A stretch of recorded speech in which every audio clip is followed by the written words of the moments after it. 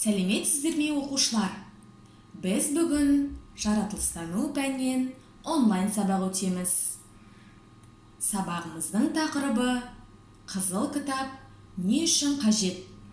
Сабақтың мақсаты қызыл кітаптың маңыздылығын түсіндіру. Ал қане балалар, қызыл кітап туралы қысқаша түсіндіріп өтейін.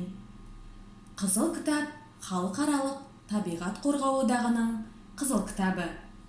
Қызыл кітапқа сирек кездесетін, жылдан жылға азайып не жойылып бара жатқан жануарлар мен өсімдіктердің түрлері тіркеледі.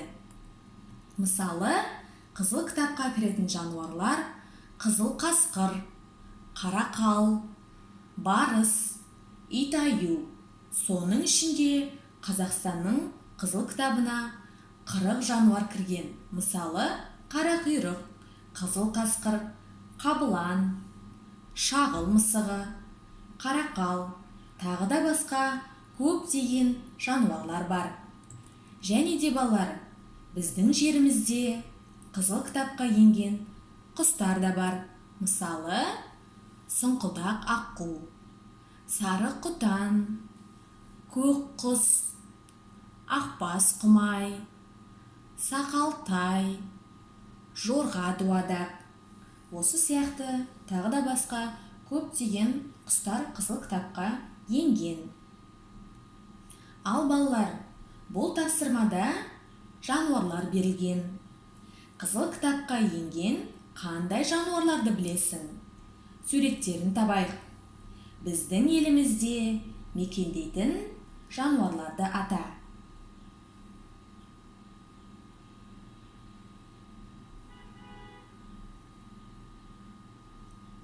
Өте жақсы балалар. Олай болса, осы жануарларға сипаттама берейін. Ақбөкен. Ақбөкен тұлғасы ірі, қойға ұқсас, дөңес тұмсықты, киіз қайратын түз жануары. Келесі ағаю. Жыны ақ, кейде сұрғылт, қалың, жақсы жүзіп сүңгиді, қыста ұйқыға кетеді. Келесі жануарымыз барлығымызға таныс. Бұл үй жануары. Ұзын қылы бар. Бұны біз көлік ретінде де мінеміз. Сымбаттылығы тағы да бар. Келесі аю. Олардың денесі шомбыл, басы үлкен, құлағы кішкентай, құйрығы қысқа, иіс сезу қабілеті жақсы жетілген. Келесі арқар. Мүйізі ірі, бұралып иілген, айшықты. Арқар биік тауларда тіршілік етуге бейім. Келесі соңғы жануарымыз барыс. Барыс биік тауда мекендейтін ерекше сымбатты жыртқыш аң. Ол өте айлакер, күшті әрі шапшаң. 15 метрге дейінгі биіктіктен секіреді. Ал қане балалар, келесі тапсырмамызға көшейік. Бұл жерде қызыл кітапқа енген өсімдіктерді атаймыз. Осы өсімдіктердің қайсысы өзінің өлкеңде өседі?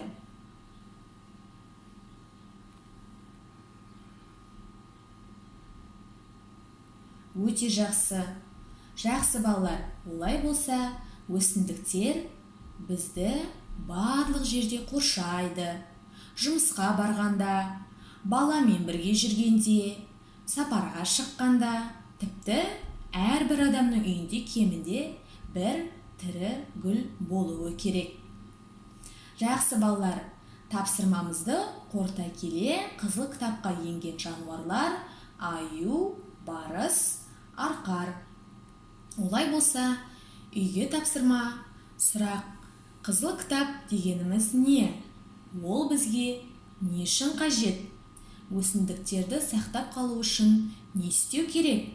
Жануарларды сақтап қалу үшін не істеу керек? Осымен балалар, бүгінгі сабағымыз аяқталды.